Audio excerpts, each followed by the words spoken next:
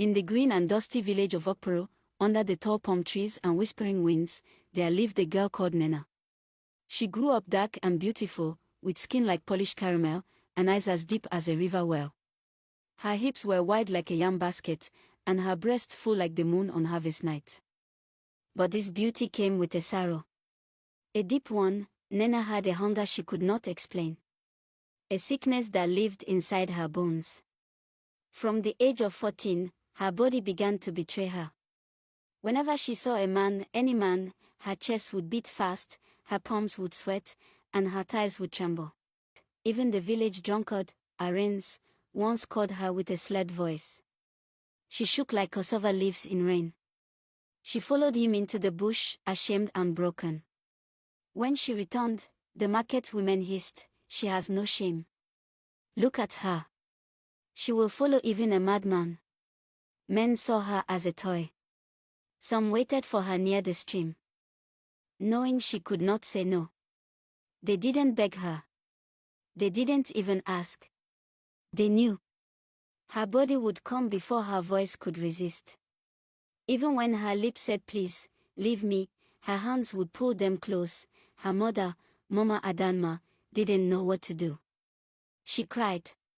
Shouted. She took Nena to pastors. To herbalists. Nothing worked. The girl would promise, "Mama, I will stop." But she couldn't. Her only comfort in this world was Auntie Uzidi, her late father's sister. Auntie Uzidi was like a second mother. She was soft-spoken, wore long wrappers and always chewed bitter cola. She had no children of her own, but she loved Nena deeply. When Nena came home crying with torn clothes and dirt on her skin, it was Auntie Uzidi who wiped her tears. She would hold her close and whisper, "My child, don't cry. You're not bad. The world is just wicked." She made her pepper soup when she was sick. She rubbed her back when she was shaking from desire she couldn't control. "Maybe it's just your time," she would say gently. "Maybe the gods are testing you." Nena loved her. Auntie Uzidi was the only one who didn't judge her, but the whispers in the village grew louder. Women hid their husbands. Boys laughed and pointed. Even children sang songs about her, "Nene go follow goat, as long as it wear cloth." One day, while buying gari in the market, Nena saw a strange man chewing kola nut and laughing to himself. He had no teeth. His wrapper was dirty. Flies buzzed around him. But something in her began to shake. Her hands trembled, her breath quickened. She dropped her basket. Before she knew it, they were behind the yam shed. The woman selling tomatoes screamed, "Ewu! Nena has done it again. With that madman." Her shame reached the sky. But her body stopped itching only after the deed.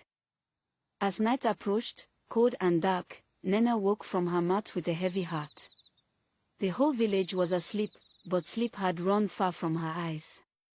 She sat still in the dark, her face soaked in silent tears. The pain was too much. The shame, the mockery, the way men looked at her like meat and women looked at her like a snake. So she packed her small bag quietly, just a wrapper, and a calabash of dry gari, no goodbyes and no turning back. She left the village, her legs moved before her mind did. She passed the stream and stepped into the thick darkness of the forest. She didn't know where she was going, but she knew she couldn't stay. She would find healing or find death, whichever found her first. The forest was wide and wild. Her feet was bruised, her lips dry, her wrapper torn by thorns. Still, she moved. After many hours, she saw a light. Faint. Far. But it was something. She dragged herself toward it. There, tucked deep in the forest, stood a small hut made of clay, with smoke crawling out from its top and a single dim light dancing inside. She knocked once, twice, and just before she fainted, the door opened with a long creak. A man no taller than her waist stood there. His beard was long, white and twisted like an old rope. He stared at her for a moment and then said, "The cursed one, Nena." She gasped. "You know my name?" I know more than that, he said. Come in, before the forest eats you. He told her to sit. She obeyed. He watched her closely. You are cursed. Not by nature, not by the gods, but by wicked hands. He told her she must go back to the village. She has been cursed and her soul tied to a dog. She must return and find that dog. You must walk through the village with your mother, he said. She will ask every dog owner if they will sell. The one who refuses to sell, that is your curse. On hearing this, Nena was shocked. The next morning, she ran as her life depended on it, straight back to her village to inform her mother of this shocking news.